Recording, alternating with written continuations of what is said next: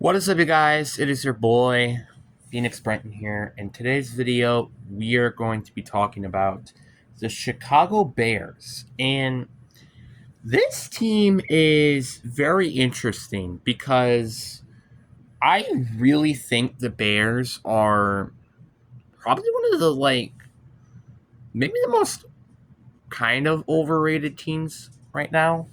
And I'm going to explain why. But before we get into today's video, like and subscribe. We are on the road to getting to 700 subscribers. I obviously have a playlist of all the teams on this channel, and if your favorite team isn't there yet, it's probably because I haven't uploaded the video yet. But anyways, enough said. Let's get into the video, and let's start off with the obvious. And let's start off with free agency. Can I just say that the Bears, and I'm just looking at their free agency right now. It's not as great, I feel like, as a lot of people say it was, because yeah, you got Jonah Jackson and Joe Tooney, right, to fix your offensive line. I mean, that's like, I like Joe Tooney a lot. I think he's going to be a solid player, even though he's in his 30s. But Jonah Jackson kind of has been just okay at best. Gary Jarrett, it's kind of a question mark with him of how good he's still going to be. And they also signed a Dale Obajobi to apparently fix their pass rushing problem, which I just personally do not see that happening. Because, I mean, if you really look at their front seven, it's not that particularly good. And Dale Obajobi last year had 3 sacks. It's not quite the greatest player. But I don't know. Was he injured? I don't know. But it's kind of the point. But, like, it's just like, people are saying, like, oh, I remember seeing the Bears fan of Tom Crossy reaction videos, like, we're the winning of the offseason and blah, blah, blah. And I just don't think so. And I still have to say this.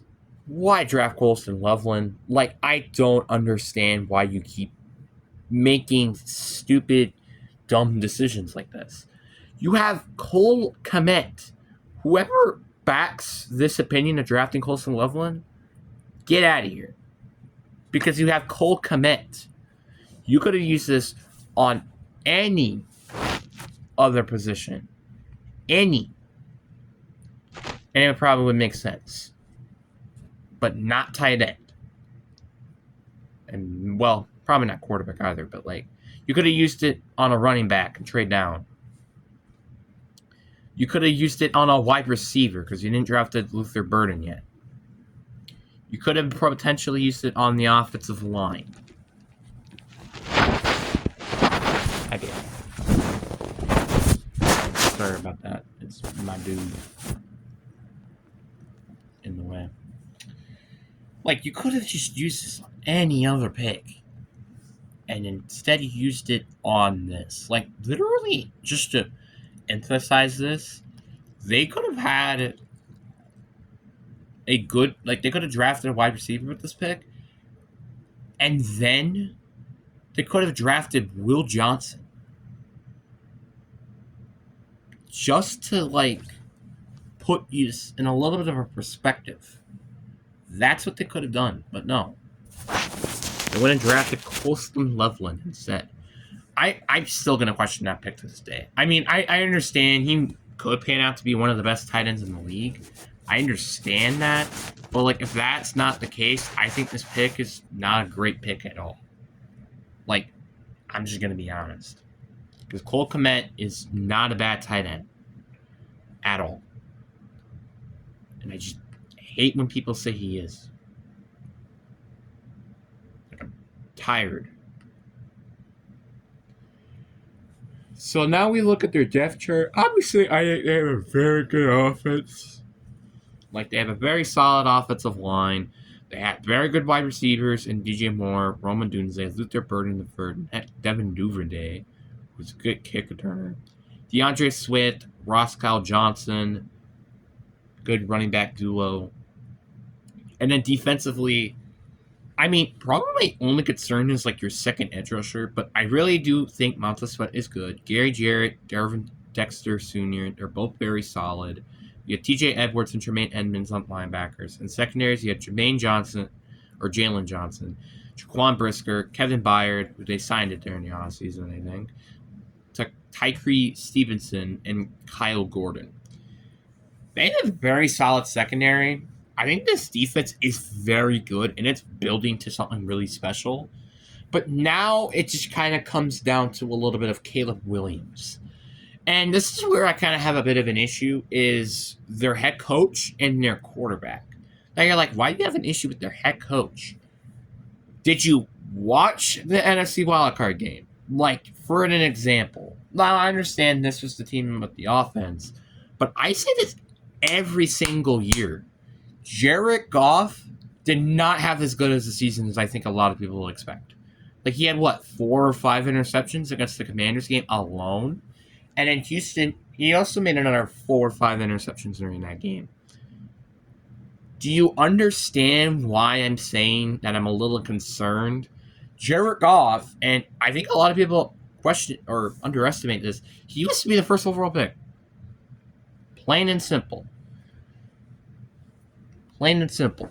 I understand that he may not be as good as a first overall pick as a lot of people probably hope that he would have been, but that doesn't mean jack diddly anything. To be honest, it doesn't mean anything. If you can't contend with that, I don't know what else you can do. And again, with the choking in the NFC Championship game, and it's like, there are a lot of question marks with what he does with his coaching. I'm gonna be honest. So if I'm Ben Johnson, if I'm a Bears fan, I'd be a little bit of concern with Ben Johnson. Same thing with Caleb Williams, which I understand he had a very solid season last year, despite how bad the supporting cast was, with 3,541 yards, 20 touchdowns, and 6 interceptions. But despite with how bad the coaching was, despite how bad the offensive line was, but here's the thing. 1, this is his sophomore year. And 2, I'm not 100% sure with their head coach. It's like, when Trevor Lawrence got Doug Peterson, it's like, okay, this guy's saved. Ben Johnson, I'm not fully sure with that. Because 1, this is, I think, his first head coaching gig ever. And 2, he made a lot of questionable calls as an offensive coordinator. So I'm very curious to see how this is going to go. Now, I'm not going to say that Caleb Williams sucks or anything, and I say, he's part of the Bears curse, and blah, blah, blah. I do think he's good. I just really do wonder if he's going to be good in his sophomore year, and will it maybe take another year for him to actually be that quarterback? Because again, still, like Trevor Lawrence, for example, we still haven't seen that Trevor Lawrence that everybody was expecting him to be. Still haven't seen that yet. But anyways, that's it. We are going to now go through the worst case scenarios. So worst case scenario, again, I think that team is probably just going to be okay, not great. Where I think you're going to lose your week 1 opener, which you're going to lose to Minnesota at home. Then you're going to lose to Detroit on the road. But then you get a win against Dallas and Las Vegas, which makes you 2-2 heading into the bye. You lose to the Commanders, and you take on the Saints at home and win. The Commanders, you're on the road, by the way. You lose to the Ravens on the road. You lose to the Bengals on the road. But then you get the win against the New York Giants at home. Then you lose to the Vikings on the road. You lose to the Steelers at home. You lose to the Eagles on the road. You lose to the Packers on the road. Then you win at home against Cleveland. And and you're going to lose to the Packers at home. There's, I guess, a chance that they could technically beat them still. You lose to the Niners on the road, and then you lose to Detroit at home. So your worst case scenario, I gave this team a 5-12, which isn't that bad, by the way, for a worst case scenario. Before you guys hate me in the comment section, for any Bears fans out there, blah blah blah. Now, best case scenario, you win your week 1 opener, you still lose to Detroit on the road. I'm just convinced that's going to happen. Even Seth Rollins predicted that. Come on, guys. You win at home against Dallas, and you win on the road against the Raiders. You're 3-1 heading into your bye. You still lose to the Commanders on the road, though. You win then at home against New Orleans. You lose on the road against Baltimore. I think you can get the win on the road against Cincinnati. You get the win at home against New York. You still lose to the Vikings on the road. You get the win, though, at home against the Pittsburgh Steelers. Then you lose 2 games straight on the road, which is the Eagles and the Packers. Then you win against the Browns at home. Then you beat the Packers at home. And then you lose to the Niners on the road, and you beat the Lions at home. So I gave your best case scenario at 10-7 record, which I wouldn't be surprised if this is what happens. They go 10-7, like they end up having a decent start, then they kind of have a mushy middle of the pack, and then they kind of really start to spark up at the end with 3 of their final 4 games into coming as wins. So basically, your worst case scenario, you're a mediocre team. Your best case scenario, you might just sneak into the playoff spot. I mean, if I'm a Bears fan, I'd be pretty happy about making it to the playoffs. Because, again, you haven't made it to the playoffs since what? Against the Saints on the Nickelodeon show or something? I think that's the last time you guys made it. So, which is a long time ago. But anyways, guys, I really do hope you guys enjoyed this video. Peace.